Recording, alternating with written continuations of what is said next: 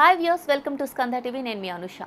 ప్రజల భద్రతకు, వీధి కుక్కల బెడదకు సంబంధించి సుప్రీంకోర్టు తాజాగా కీలకమైన ఉత్తర్వులు జారీ చేసింది.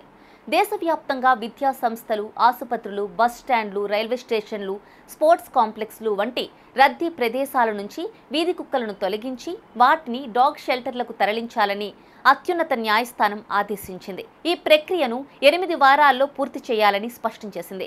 Justice Vikram Nath, justice Sandeep Mehta, justice N V అంజారియాలతో కూడిన ధర్మాసనం వీధి కుక్కల కాటు ఘటనలపై సుమోటాగా విచారణ జరుపుతోంది.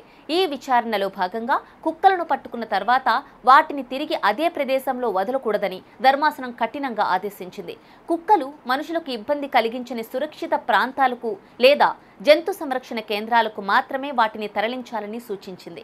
ఈ కేసులో అమికస్ క్యూరీ సమర్పించిన నివేదికను రికార్డుల్లోకి తీసుకున్న ధర్మాసనం ఆ నివేదికలోని అంశాలు తమ ఉత్తర్వుల్లో భాగమవుతాయని తెలిపింది.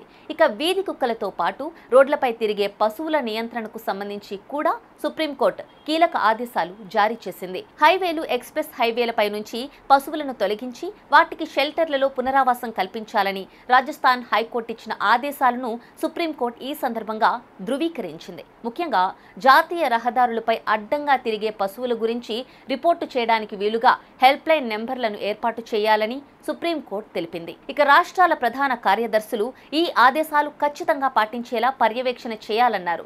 ప్రమాదాలను తగ్గించి ప్రజల భద్రతను పెంచేందుకు మున్సిపల్ అధికారులు, రహదారి, రవాణా అధికారులు సమన్వయంతో పనిచేయాలని సూచించారు. ప్రజా భద్రతకు అత్యంత ప్రాధాన్యతనిస్తూ దేశవ్యాప్తంగా వీధి కుక్కలు, రోడ్లపై పశువుల బెడదను నివారించేందుకు ఈ ఉత్తర్వులు బలమైన అడుగు వేసినట్లయింది.